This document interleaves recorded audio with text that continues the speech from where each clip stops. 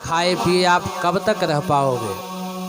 किसी कष्ट में हो आप, कोई चिंता है आपको, एक दिन नहीं खाओगे, 2 दिन नहीं खाओगे, 3 दिन नहीं खाओगे, लेकिन उस दुख से दुखी होने के बाद भी आप कितना दिन नहीं खाओगे, एक ना एक दिन तो खाना ही पड़ेगा। जब इनको भूख लगी तो भगवान की ऐसी माया, एक बेर का वृक्ष दिखाई पड़ा, पके हुए बेर के फल लगे हुए हैं और खाने की इच्छा हुई। पुत्र का शोक भूल गई भूख के आगे गांधारी गई, हाथ बढ़ा करके बेर के फल को तोड़ना चाहती हैं, लेकिन वो तो थी भगवान की माया। बेर की डाली ऊपर उठ गई, फल भी ऊपर चला गया। उंगलियों के बल खड़ी होकर के और हाथ बढ़ाती हैं, अब भी नहीं मिला। कुछ ओट खोजती हैं, कुछ मिल जाता, उसी पे खड़ी होकर के मैं फल को प्राप्त कर लेती, पर उस युद्ध क्षेत्र में कुछ भी नहीं मिला। भूख से इतनी ज़्यादा व्याकुल है गांधारी, आज भूल गई अपने ही मरे हुए 2-4 पुत्रों के शरीर को खींच करके लाई और नीचे ऊपर रख करके उसी पर खड़ी हो गई और फिर हाथ बढ़ाई, तब तक भगवान प्रकट हो गए। अरे बुआ जी ये क्या कर रही हो? एक तो आपके बेटे, दूसरे मर चुके हैं, तीसरे आप उन्हीं के ऊपर खड़ी होकर के अपनी भूख मिटाना चाहती हो। कैसी भूख लग गई आपको? उस समय गांधारी ने भगवान से कहा था, प्रभु वासुदेव जरा कष्टम कष्टम निर्धन जीवनम पुत्र शोक महत् कष्टम कष्टात् कष्टतरे क्षुधा। हे वासुदेव, बुढ़ापा सबसे ज़्यादा दुखदाई होता है ना? बुढ़ापा बहुत दुखदाई है, इसलिए कहती हैं वासुदेव जरा कष्टम। और दूसरा उससे भी ज़्यादा कष्ट क्या है? निर्धन जीवन। एक तो बुढ़ापा, दूसरे बुढ़ापे में धन नहीं है, इसलिए कहते हैं कष्टम निर्धन जीवनम, उससे भी ज़्यादा कष्ट। और उससे भी ज़्यादा कष्ट क्या है? पुत्र शोक महत् कष्टम। ऐसे बुढ़ापे जीवन में नौजवान बेटा साथ छोड़ के चला जाए, ये उससे भी ज़्यादा कष्ट देता है। लेकिन कष्टात् कष्टतरी क्षुधा, उससे भी ज़्यादा कष्ट भूख है। बेटे की मौत हो जाने के बाद माँ बाप कब तक नहीं खाएं पिएंगे आप बताओ? 1 दिन नहीं खाएंगे, 2 दिन नहीं खाएंगे, 3 दिन नहीं खाएंगे, कब तक बिना खाए रहेंगे? क्या जब वो खाएंगे तो क्या पुत्र का शोक समाप्त थोड़ी हो जाएगा? इसलिए शास्त्र कहता है कि कष्टात् कष्ट तरी क्षुधा, भूख जो है सबसे ज्यादा कष्टकारी है। तो बुभुक्षितम किम न करोति पापम, भूखा व्यक्ति बड़े बड़े अपराध कर बैठता है, अपने को भूल जाता है, संभाल नहीं पाता। महाराज परीक्षित के द्वारा समीक ऋषि का अपमान हुआ, ये वहाँ से लौटे। इधर कुछ ऋषि कुमार जाकर के सूचना दिए समीक के पुत्र श्रृंगी को। श्रृंगी बगल में ऋषि कुमारों के साथ कौशिकी नदी के किनारे खेल रहे थे। जब इनको सूचना मिली एक राजा आया, मेरे पिता का अपमान कर गया, तुरंत ही क्रोध में आकर के कहते हैं, जब से कृष्ण भूमि तज गयऊ तब से नृप मनमानी भयऊ। जब से भगवान इस धराधाम को छोड़ करके चले गए, तब से इस पृथ्वी के सारे राजा सब मनमानी हो गए हैं। क्रोध में आकर के कौशिकी नदी के जल को हाथ में लेकर के साफ देने के लिए उद्यत हो गए और क्रोध में आकर के कहते हैं, इति लंघित मर्यादम तक्षकः सप्तमे हनि दंक्षतिस्म कुलांगारम चोदितो में तदद्रुहान। जिसने मेरे पिता का अपमान किया है, मैं उसे साप देता हूँ, आज के 7वें दिन तक्षक सर्प उसे डस लेगा और उसकी मृत्यु हो जाएगी। श्रृंगी ऋषि के द्वारा महाराज परीक्षित को 7वें दिन तक्षक के डसने का शाप हुआ और लौट करके आए अपने पिता के सामने, रोने लगे जोर जोर से श्रृंगी पिता के सामने रोने लगे। पुत्र के रोने की आवाज़ समीक ने सुनी, नेत्र खोला, देख रहे हैं, ओ ये हमारा बेटा रो क्यों रहा है? गले में सर पड़ा था, उतार के दूध फेंके, बोले बेटा रो क्यों रहे हो? और रोते हुए श्रृंगी ने कहा, हे पिताजी मुझे क्षमा कर दो, मुझे क्षमा कर दो। धिक्कार है ऐसे बेटे को जो अपने पिता के सम्मान की रक्षा ना कर सके। मेरे होते हुए भी ये कौन आया आपका अपमान कर गया? हे पिताजी मुझे क्षमा कर दो, मुझसे बहुत बड़ी भूल हो गई, मैं आपके सम्मान की रक्षा न कर सका। लेकिन हे पिताजी, जिसने आपका अनादर किया है ना, मैंने उसे साप दे दिया है। आज के 7वें दिन तक्षक सर्प उसे डस लेगा और उसकी मृत्यु हो जाएगी। समीक ऋषि ने कहा, बेटा तुमने अच्छा नहीं किया, तुमने बिल्कुल अच्छा नहीं किया। जानते हो वह तो इस पृथ्वी के सम्राट धर्मात्मा महाराज परीक्षित हैं। बोले अगर धर्मात्मा है, महाराज हैं, तो क्या यही धर्मात्मा के लक्षण है कि संत का अपमान कर दे? बोले नहीं बेटा, वो तो थोड़ी सी चूक हो गई कि कली ने अपना प्रभाव दिखा दिया। भई चूक कल कीन प्रभावा, नृप कर दोष न यथा सुझावा। इसमें राजा का कोई दोष नहीं है। इसलिए हे बेटा, जाओ तुरंत उनको सूचना दो। आज के 7वें दिन अगर ये पृथ्वी राजा से विहीन हो जाएगी तो दुष्टों का अत्याचार फैलेगा और हम सभी जो भजन कर रहे हैं ना, ये कुछ भी काम संभव नहीं हो पाएगा। इसलिए बेटा तुरंत ही जाकर के उन्हें सूचना दो। ये तो इधर की घटना है। और इधर क्या हो रहा है, महाराज परीक्षित जब अपनी राजधानी वापस लौटे और जब सोने का मुकुट अपने सिर से उतारते हैं, अर्थात सिर से जब कलयुग उतरा, तब इनको ज्ञान होता है, अरे ये मैंने क्या किया। जिस मेरे कुल खानदान की परंपरा रही है संतों और ब्राह्मणों का सम्मान करना, आज इस कुलांगार परीक्षित के द्वारा ये क्या किया गया। धिक्कारते हैं अपने आप को। महीपते स्वथ तत्कर्म गर्ह्यम विचिन्तयन्नात्मकृतं सुदुर्मना। अहो मया नीचमनार्यवत् कृतं निरागसे ब्राह्मणे गूढ़चेतसे। अरे मुझ परीक्षित के द्वारा एक निरपराध ब्राह्मण का अनादर किया गया, बहुत ही निंदित कर्म किया गया। आज मैं अपने जीवन में बहुत ही अधर्म पूर्वक व्यवहार एक संत के साथ किया।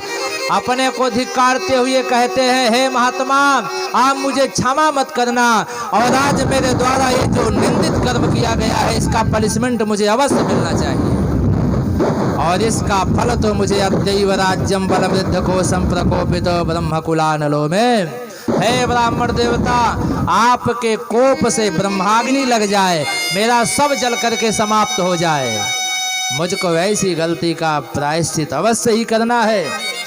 इस प्रकार से अपने को धिक्कार रहे थे जिस समय, उसी समय समीक के शिष्य आ गए और सूचना देते हैं कि महाराज आज के 7वें दिन तक्षक सर्प के डसने से आपकी मृत्यु हो जाएगी।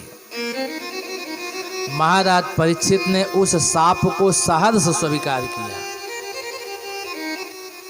और स्वीकार करते हुए निवेदन करते हैं कि हे महात्माओं, जाकर के गुरुदेव से कह देना कि 7वें दिन नहीं, साप में थोड़ा सा बदलाव कर दें, अभी तक्षक को भेजें, तक्षक अभी आए, मुझे डस ले और मेरा जीवन समाप्त हो जाए। क्योंकि जिस शरीर ने एक संत का अनादर किया है, ऐसी शरीर को मैं एक पल भी अब धारण नहीं करना चाहता। इस शरीर को मैं तुरंत छोड़ देना चाहता हूँ, लेकिन अब मैं अपनी इच्छा से छोड़ भी नहीं सकता। अब तो 7वें दिन ही निश्चित हो गया है। संतों के चले जाने के बाद महाराज परीक्षित राज्य का भार जन्मेजय आदि पुत्रों को सौंपकर राजा से राजर्षि बनकर के पतित पावनी भगवती भागीरथी के पावन पुलिन पर चले जाते हैं। बोल गंगा मैया की जय हो। गंगा के तट पर महाराज परीक्षित पहुंचते हैं। सज्जनों, गंगा के किनारे ही क्यों जाते हैं? गंगा जी की बड़ी अद्भुत महिमा है, आप सभी जानते हो, है ना। गंगा जी की कितनी महिमा है आप सभी जानते हो, और उसी महिमा को ही जान करके आप सभी पर्वों पर जा करके गंगा स्नान भी करते हैं। यही नहीं, गंगा के जल की एक बूंद पाप समूह को नष्ट करने का सामर्थ्य रखती है ना। जल की एक बूंद पाप पुंज को नष्ट करने का सामर्थ्य रखती है। इसलिए गंगा जल का बड़ा ही अद्भुत महत्व है हमारे आपके जीवन में। अच्छा, आपसे एक बात पूछूं, इस समय से लगभग सभी लोग गंगा स्नान तो कभी किए ही होंगे, है ना। गंगा स्नान लगभग सभी के द्वारा हुआ होगा, कभी ना कभी तो हुआ ही होगा, चाहे गोमती में ही स्नान किए हों। लेकिन एक बात आपको बताऊं, कहा गया है कि जो गंगा स्नान करते हैं वह ब्रह्मा विष्णु महेश भी बनते हैं। कितने लोग बने गंगा स्नान करके ब्रह्मा विष्णु महेश? अगर आपने गंगा स्नान किया है तो आप ब्रह्मा विष्णु महेश भी बने होंगे। बताऊं कैसे? जिस समय आप गंगा जी में डुबकी लगाते हैं और डुबकी लगा करके जब आप बाहर निकलते हैं, आपके केस से जब जल की बूंद टपकती है ना, केस से जब जल की बूंद टपकती है, उस समय आपका स्वरूप जो होता है भगवान शिव के जैसे होता है। क्योंकि गंगा जी कहाँ से निकली है? बूंद आपके केस से जिस समय टपकती है उस समय आपका भगवान शिव का रूप होता है। और वही गंगा जल की बूंद जिस समय आपके दाहिने पैर के अंगूठे से टपकती है उस समय आपका भगवान विष्णु का रूप हो जाता है। और स्वभावतः जब आप अपने घर वापस आने लगते हो तो छोटे से पात्र में ही सही गंगा जल को लेके तब आते हो, तो उस समय आपका ब्रह्मा का रूप हो जाता है। बोल गंगा मैया की जय। गंगा स्नान करने से ऐसे ही हम सभी ब्रह्मा विष्णु महेश बन जाते हैं। एक बात निवेदन करूं आपसे, गंगा स्नान करने के लिए तो हम सभी जाते हैं, और गंगा स्नान करके जितना पुण्य नहीं कमाते, कभी कभी उससे ज़्यादा पाप करके चले आते हैं। वो कैसे? कभी कभी लोग गंगा स्नान करते हैं, साबुन लगा करके, शैम्पू लगा करके स्नान करते हैं, जो नहीं चाहिए। जितना गंगा स्नान करने से आपने पुण्य अर्जित किया उससे ज़्यादा पाप हो गया, क्योंकि आपने साबुन लगा करके स्नान कर दिया। अब बताओ, साबुन शैम्पू का प्रयोग हम क्यों करते हैं, कब करते हैं? जब ये पता चलता है कि केवल जल से हमारे शरीर की सफाई नहीं हो पाएगी ना, तब हम साबुन शैम्पू का प्रयोग करते हैं। तो जो जल से ज़्यादा प्रभावशाली है इसलिए हम साबुन का प्रयोग करते हैं। आप बताओ, जब गंगा जल पाप समूह को नष्ट करने का सामर्थ्य रखता है तो आपके शरीर की सफाई नहीं कर पाएगा क्या? जब हमको आपको गंगा जल पर भरोसा नहीं होता तभी हम अपने शरीर में शैम्पू का और साबुन का प्रयोग कर बैठते हैं। कितने लोग कपड़ा भी वहीं धो लेते हैं। गंगा स्नान करने का सही तरीका क्या है जानते हो? आप गंगा जी के किनारे पहुँचो और गंगा जी को प्रणाम करो। उसके बाद दाहिना कदम आगे बढ़ाओ और भीतर प्रवेश करो। और जो नहाने भर का पानी, डुबकी लगाने भर का पानी जब आपको मिल जाए तो सीधे डुबकी लगाओ। जितनी बार हो सके आप डुबकी लगाओ, और जब डुबकी लगाओ तो जितना ज़्यादा बार हो सके राम का नाम उच्चारण कर लो। क्योंकि डुबकी लगाने के बाद अगर आपने एक बार राम का उच्चारण किया तो अनंत बार राम का नाम उच्चारण करने का फल प्राप्त होता है। उसके बाद बाहर निकलो, सीधे निकल आओ बाहर। इतना ही स्नान करने का सही तरीका है। गंगा जी में सिर्फ डुबकी लगाना है, शरीर को रगड़ना नहीं है, मलना नहीं है, साबुन शैम्पू का प्रयोग नहीं करना है। कपड़ा कहीं और धो लो, ये गंगा स्नान का सही तरीका है। ऐसे भगवती भागीरथी के पावन पुलिन पर पहुंचते हैं महाराज परीक्षित। राज्य के सारे संतों को ये सूचना मिली कि राजा तो राजर्षि बन करके भागीरथी के पावन पुलिन पर पहुंचे। सारे संत आए और परीक्षित का प्राण संकट में देख करके सबने भगवती गंगा से प्रार्थना किया। भगवती गंगा प्रसन्न हुई और प्रकट हुई। सारे संतों ने भगवती भागीरथी से प्रार्थना किया कि हे भगवती गंगा, मेरे परीक्षित से एक पाप हो गया है, मेरे परीक्षित के पाप को आप धो दीजिए। गंगा जी ने साफ शब्दों में मना कर दिया, नहीं। सारे संतों ने कहा भगवती गंगा, मेरे परीक्षित के पाप को आप नहीं धोगी? गंगा जी ने कहा नहीं। सारे संतों ने कहा क्यों गंगा जी, आपके जल की महिमा मिट गई क्या? अथवा आपके अंदर भेद बुद्धि आ गई क्या? अथवा आप मेरे परीक्षित के पाप को धोना नहीं चाहती हो क्या? भगवती गंगा ने कहा है महात्माओं, ना तो मेरे जल की महिमा मिटी है, ना मेरे अंदर भेद बुद्धि आई हुई है, ना तो ऐसी ही कोई बात है कि मैं परीक्षित के पाप को धोना नहीं चाहती। लेकिन सुनो, अगर आज महाराज परीक्षित ने कोई और पाप किया होता तो मैं उस पाप को धो सकती थी, लेकिन आज महाराज परीक्षित के द्वारा एक ब्राह्मण का अनादर किया गया है जो वज्रलेपो भविष्यति। ऐसे पाप को धोने का सामर्थ्य उस गंगा जल में भी नहीं है। ध्यान रखना सज्जनों, अपने जीवन के कृत्यों को करते हुए कभी कुछ ऐसा ना हो जाए कि आपके द्वारा कुछ ऐसा कर्म हो जाए कि जो इतना बड़ा अपराध बने कि उसकी कोई दवा ना बनी हो, उसका कोई इलाज ना हो। ध्यान रखना, अपराध कैसे कैसे लाइलाज हो जाते हैं। अन्य क्षेत्रे कृतम पापम तीर्थ क्षेत्रे विनश्यति, लेकिन तीर्थ क्षेत्रे कृतम पापम वज्रलेपो भविष्यति।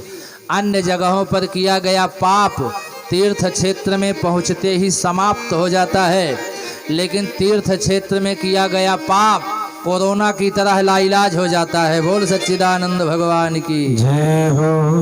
है ना, कोरोना की कोई दवाई है क्या?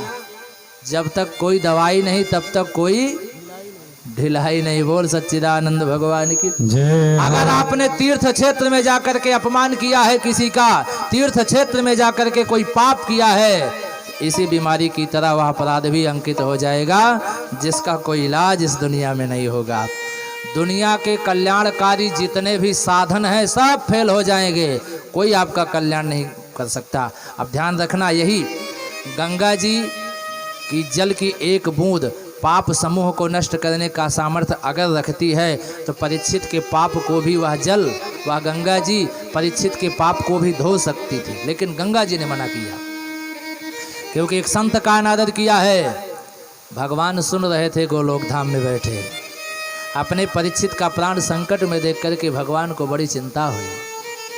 यह मेरा वही परीक्षित है जिसकी रक्षा में उत्तरा के गर्भ में आगूठे भर की शरीर को धारण करके गया था और उत्तरा के गर्भ की रक्षा किया था, परीक्षित की रक्षा किया था। आज मेरे उसी परीक्षित का प्राण संकट में है। शायद भगवान कह रहे हैं कोई बात नहीं बेटा परीक्षित, चिंता मत करो, चिंता मत करो, मैं तुम्हारे साथ हूँ, मैं तुम्हारी रक्षा करूँगा। तुरंत ही यहाँ पर भगवान ने 2 अवतार ग्रहण किया। पहला अवतार भगवान ने भागवत के रूप में लिया, भगवतावतार भागवत। बोल भागवत भगवान की जय हो। दूसरा अवतार भगवान ने सोचा परीक्षित की रक्षा मैं कैसे करूं। आज मेरा परीक्षित बाणी के द्वारा मारा जा रहा है तो मैं अपने परीक्षित की रक्षा बाणी के द्वारा ही करूंगा, है ना। बाणी के द्वारा मेरा परीक्षित मारा जा रहा है तो अपने परीक्षित की रक्षा मैं बाणी के द्वारा ही करूंगा। अरे भाई, श्रृंगी ऋषि ने कुछ कहा थोड़ी था, सिर्फ इतना ही तो कह दिया था कि आज के 7वें दिन तक्षक सर्प डस लेगा और तुम्हारी मृत्यु हो जाएगी। श्रृंगी की बाणी लग गई थी, वही बाणी का ये प्रभाव है जो आज परीक्षित का प्राण संकट में है। भगवान ने कहा मैं अपने परीक्षित की रक्षा बाणी के द्वारा ही करूंगा। तुरंत भगवान तत्राभवत् भगवान व्यास पुत्र यदृच्छया गामटमानो नपेक्षः अलच्छलिंगो निजलाभतुष्टो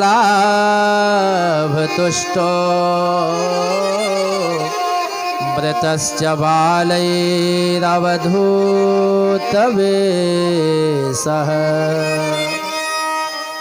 वहीं पर भगवान स्वयं व्यास पुत्र सुखदेव के रूप में प्रकट हो गए। बोल सुखदेव भगवान की जय हो। तम द्वष्टवरसं सुकुमार पद। क्या अद्भुत विश्लेषण किया है व्यास जी ने। 16 वर्ष की अवस्था है सुखदेव जी की, शरीर पर वस्त्र नहीं है और बच्चों और स्त्रियों के द्वारा मानो घिरे हुए, धूल उड़ाते हुए तत्र अभवत वहीं प्रकट हो गए। कभी कभी कुछ लोग कहते हैं कि ये कहीं से आए थे, लेकिन इस श्लोक ये प्रमाण करता है, इस श्लोक का जो अर्थ प्रकट हो रहा है वह है तत्र माने वहाँ, अभवत माने प्रकट हुए, वहीं प्रकट हो गए। कौन? भगवान स्वयं व्यासपुत्र है।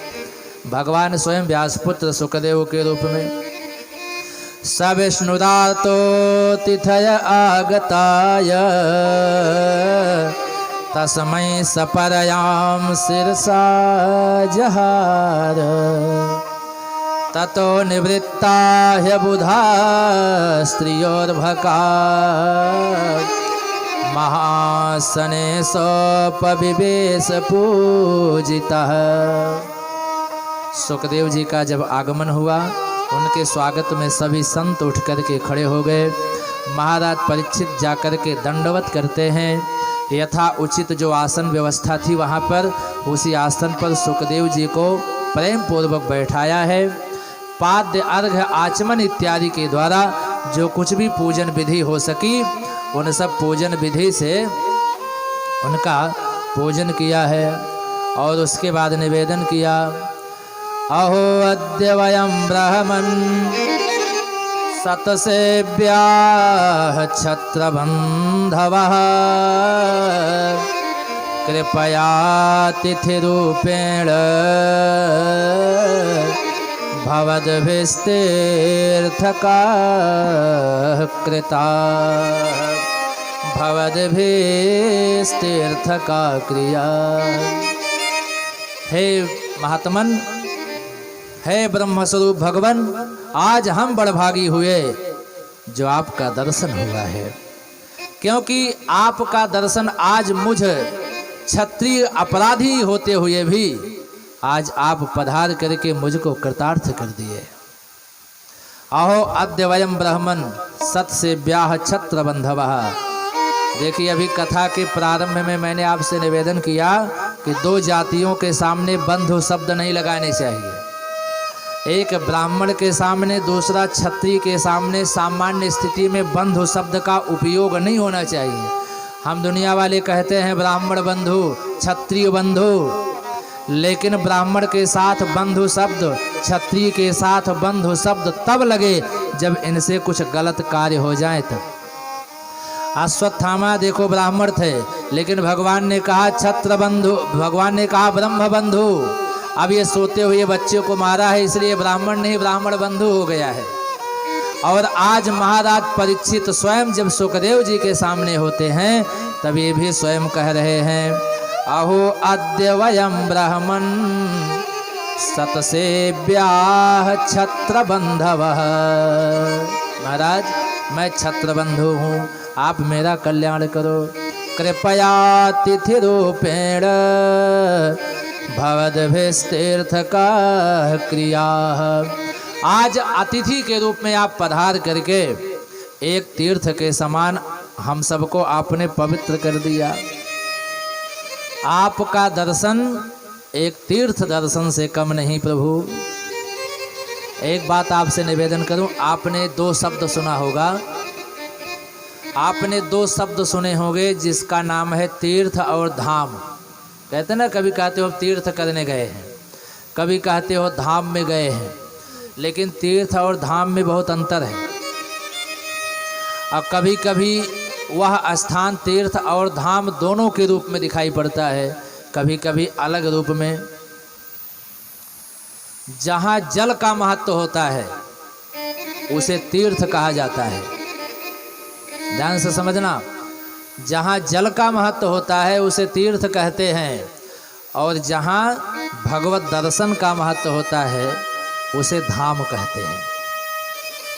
जैसे तीर्थराज प्रयाग, उसको इसीलिए तीर्थराज कहा जाता है क्योंकि वहाँ जल का महत्व है। हम सभी गंगा स्नान करने के लिए जाते हैं। कहा गया है प्रयागम तीर्थ नायकम, प्रयाग तीर्थों का नायक है।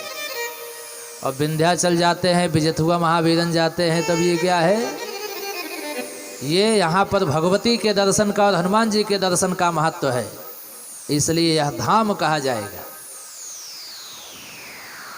कभी कभी अच्छा, भागवत में भी कहा गया है कि भागवत की कथा जहाँ पर होती है वह स्थान भी एक तीर्थ के समान हो जाता है। तद्गृहम तीर्थ रूपम ही वसताम पापनाशनम। जहाँ पर भागवत की कथा होती है वह घर एक तीर्थ के समान हो जाता है। अब बताओ, अब आप कहोगे यहाँ कहाँ जल बह रहा है ना, यही तो प्रश्न होगा आपका। महाराज अगर कथा स्थल को आप तीर्थ कह रहे हो तो यहाँ तो जल कहीं नहीं दिखाई पड़ रहा है। तो भागवत की कथा रस की धारा क्या है? कथा तो एक रसधार की तरह ही है ना। इसलिए मैंने कल निवेदन किया था कि भागवती धारा है ये, और वो भागीरथी धारा है। वो भागीरथी धारा, ये भागवती धारा। बोल वृंदावन बिहारी लाल की जय हो। निवेदन करते हैं, अतः पृच्छामि संसिद्धिं योगिनां परमं गुरुं पुरुषस्य यत् कार्यं म्रियमाणस्य सर्वथा। हे गुरुदेव, आप योगियों को भी परम गुरु हो, इसलिए मैं आपसे ये जानना चाहता हूँ कि म्रियमाण पुरुष को क्या करना चाहिए? जो मरने वाले हों उन्हें क्या करना चाहिए? जरा विचार करना। परीक्षित पूछ रहे हैं जो मरने वाले हों उसे क्या करना चाहिए? मरने वाला कौन नहीं इस दुनिया में? सभी तो मरने वाले हैं ना।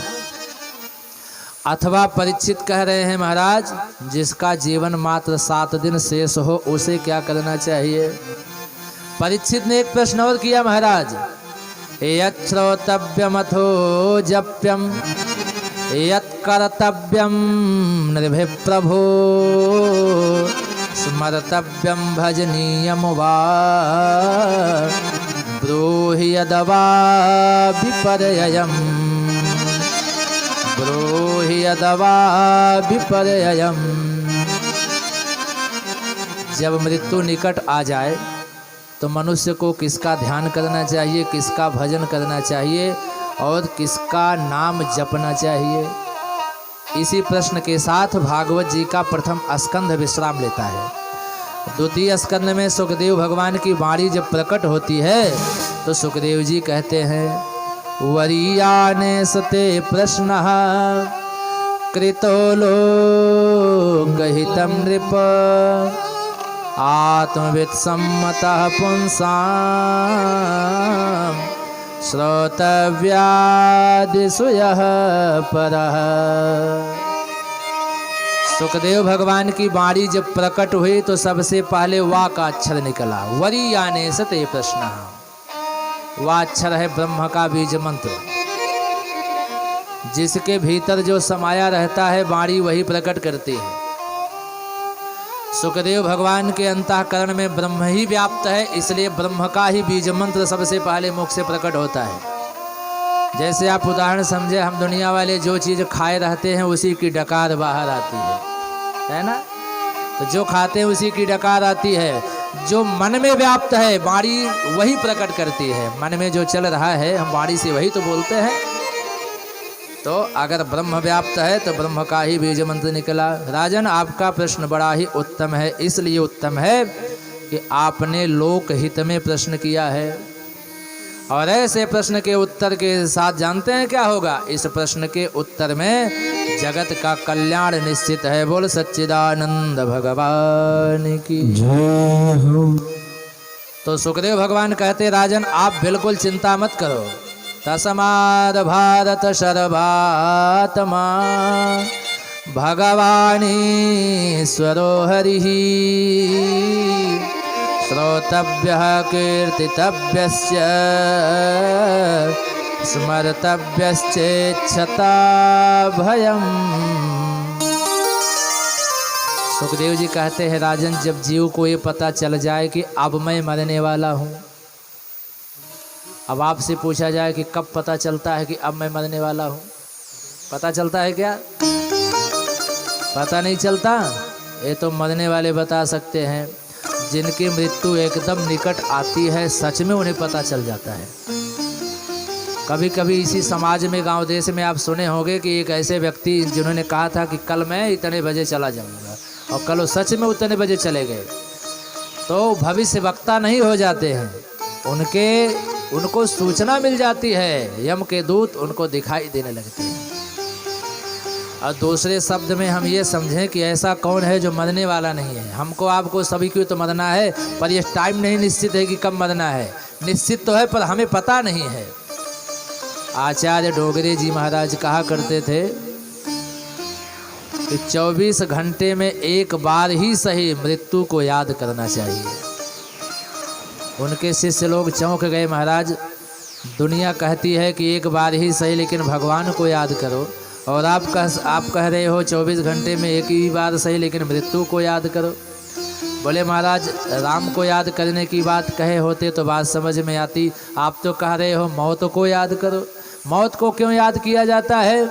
संत जी कहा करते थे कि मृत्यु का नाम लेते ही एक बार रूह कांप जाता है, तो जिसका नाम सुनते ही भय व्याप्त हो जाता है उसको जब याद कर लोगे तो शायद गलत काम करने से अपने आप को रोक लोगे, है ना। जैसे भीषण एक्सीडेंट देख करके गाड़ी का एक्सीलेटर अपने आप डाउन हो जाता है ना। जब तक वो घटना याद रहती है तब तक हम 30-40 के ऊपर स्पीड में नहीं चलते हैं, और 2-4 दिन बाद जब भूल जाते हैं तो फिर 80-85 चलते हैं।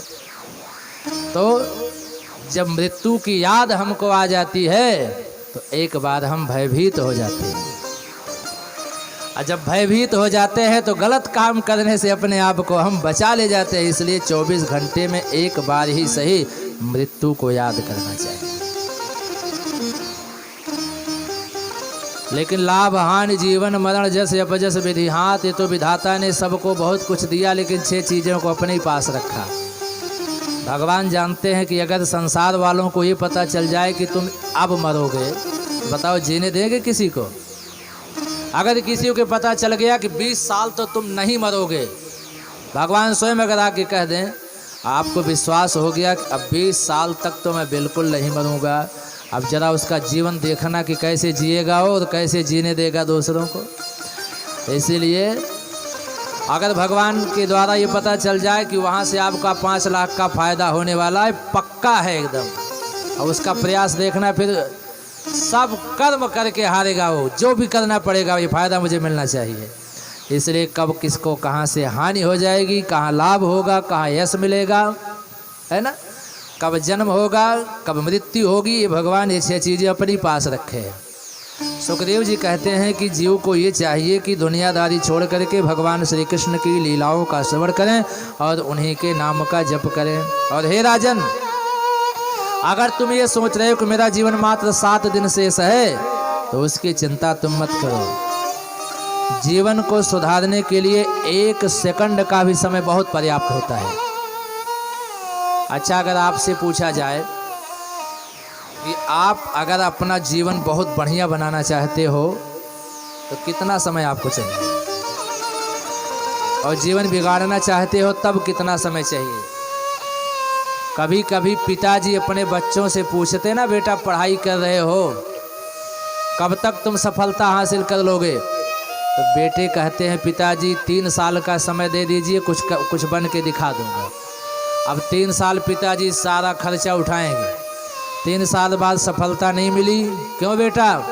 बस पिताजी 6 महीने का समय और दे दो ना। यानी हम अपने जीवन को सुधारने के लिए एक समय निश्चित करते हैं, कभी 3 साल, कभी 1.5 साल, तो कभी 6 महीना।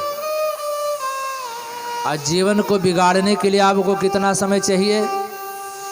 जीवन अगर बिगाड़ना है अपना जीवन, कभी कभी लोग संसार से ऊब जाते हैं, किसी से जब विवाद हो जाता है ना तो कहते हैं मैं अपनी ज़िंदगी बर्बाद करके रख दूंगा, अब तुम देखते रहना यहीं। बोल वृंदावन बिहारी लाल की जय। अब अपनी ज़िंदगी को बर्बाद करके रखेंगे, कैसे बर्बाद करेंगे, कितना समय लगाएंगे, ये लीला तेरी तू ही जाने, है ना। लेकिन मैं जहाँ तक समझता हूँ, जीवन सुधारने के लिए, जीवन बिगाड़ने के लिए सज्जनों 1 पल का भी समय बहुत पर्याप्त होता है। सोच को बदलना है, सोच को, है ना। सोच बदल दो, सब कुछ बदल जाएगा। नजर बदल गई तो नज़ारे बदल जाते हैं, और किश्ती फिसल गई तो किनारे बदल जाते हैं। बस थोड़ा सा ही समय है, 1 पल का समय बहुत पर्याप्त होता है। नज़र के बदलते ही नज़ारे अपने आप और किश्ती के फिसलते ही किनारे बदल जाते हैं। इसलिए सावधान। जीवन को सुधारने के लिए सज्जनों, एक पल का भी समय बहुत पर्याप्त। गंगा के पुल पर खड़े हो जाओ और आपको दो निर्णय लेना है। गंगा जी में छलांग लगा के जीवन समाप्त कर देना है कि पुल से नीचे उतर आके जीवन बचा लेना है। 1 सेकंड में छलांग लगा दिए, जीवन लीला समाप्त। और 1 सेकंड में सोच बदल के पुल से नीचे उतर आए, जीवन सुरक्षित। किसी भी निर्णय को पॉजिटिव और नेगेटिव में बदलने के लिए एक पल का भी समय बहुत पर्याप्त दिखाई पड़ता है। सज्जनों, खट्वांग नाम के राजा थे, उन्होंने 48 मिनट का सत्संग किया था।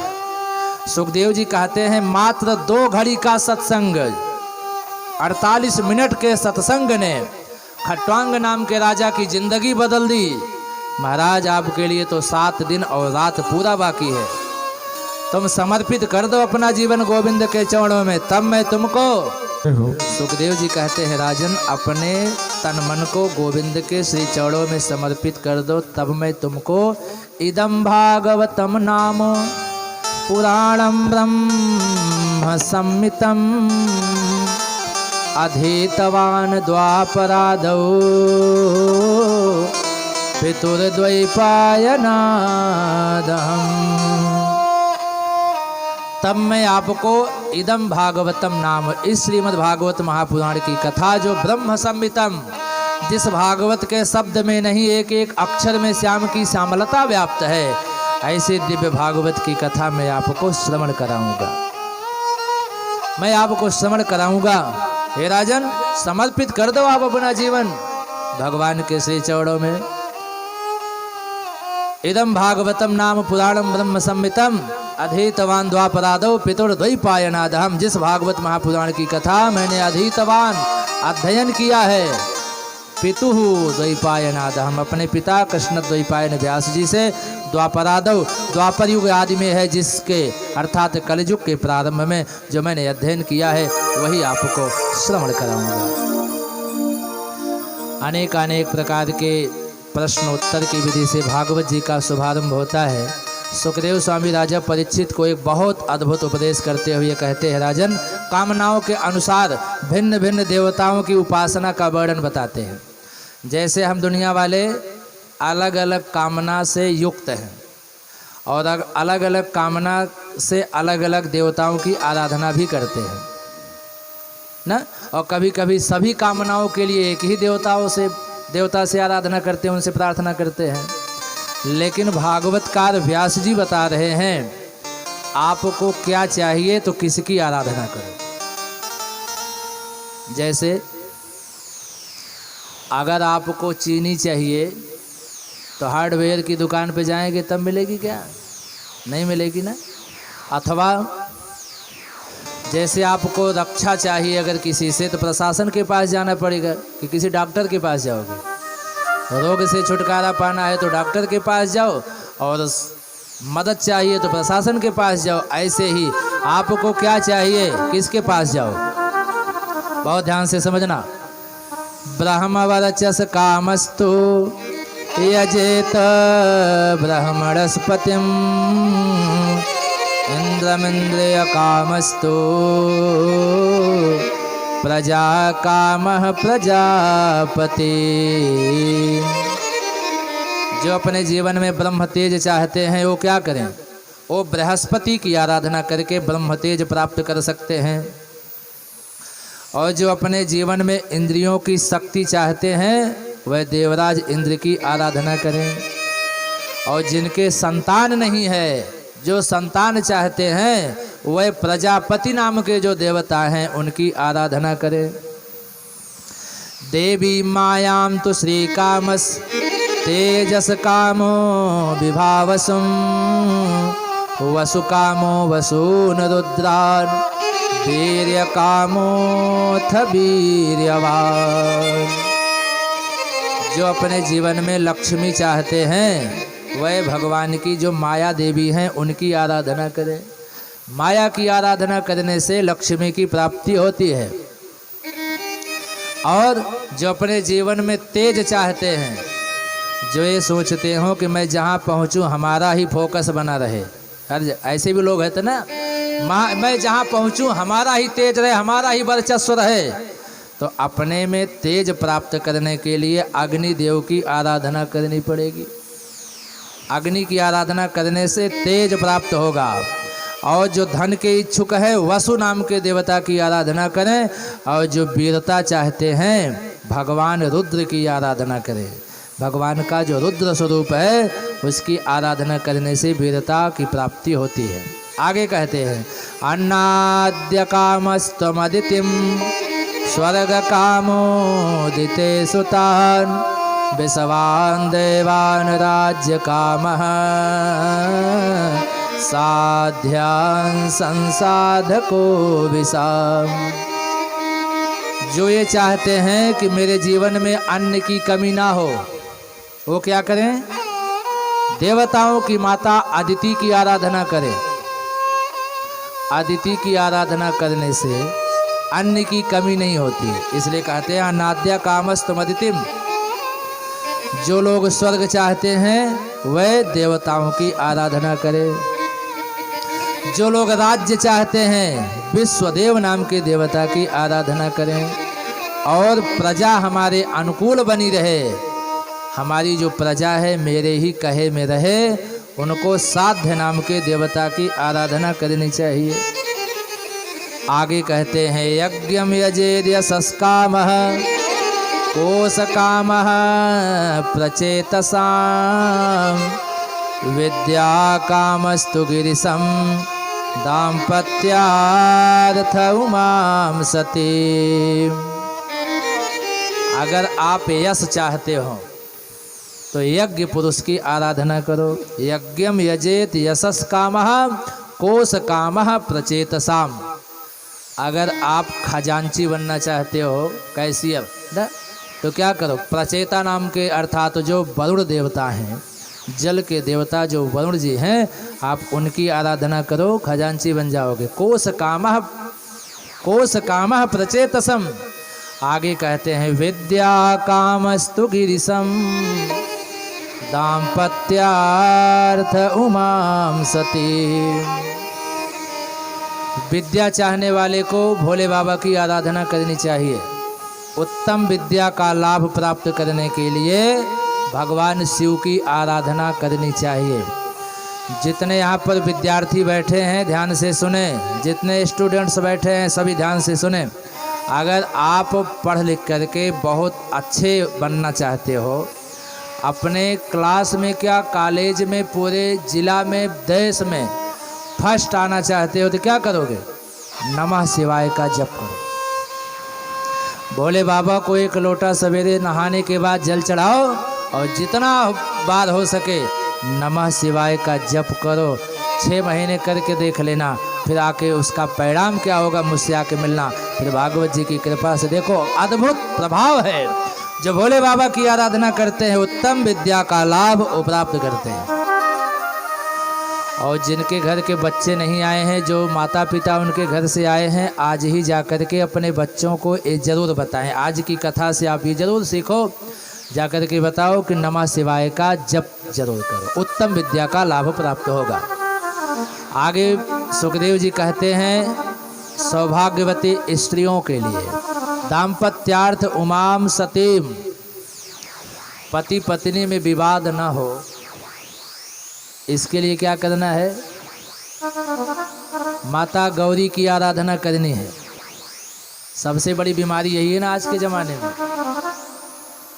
बिना जड़ का वृक्ष देखना हो तो पति पत्नी का विवाद, बिना जड़ का पेड़, सबसे विशाल वृक्ष जिसमें जड़ ही नहीं है। किसी से पूछो आप दोनों में झगड़ा क्यों होता है, तो कहते हैं जड़ का पता ही नहीं चलता और विवाद इतना बड़ा हो जाता है। किस बात को लेकर विवाद होता है ये पता नहीं चलता। बोल सच्चिदानंद भगवान की जय। तो क्या करना है? भागवतकार व्यास जी कहते हैं माता गौरी की आराधना करने से पति पत्नी में विवाद नहीं होते। बहुत ज़्यादा कुछ करना नहीं है। अगर आपसे बनता है तो गौरी मैया के सामने जय जय गिरिवर राज किशोरी, जय जय किशोरी जय महेश मुख चुंद चकोरी जय महेश मुख चुंद चकोरी जय गज भगवान खड़ानन माता जय गज भगवान खड़ानन माता जगत जननी धात्री राधे जगत जननी मेरे धाम। अगर आपसे बन रहा है तो ऐसे करो, अगर नहीं बन रहा है तो आप क्या करोगी?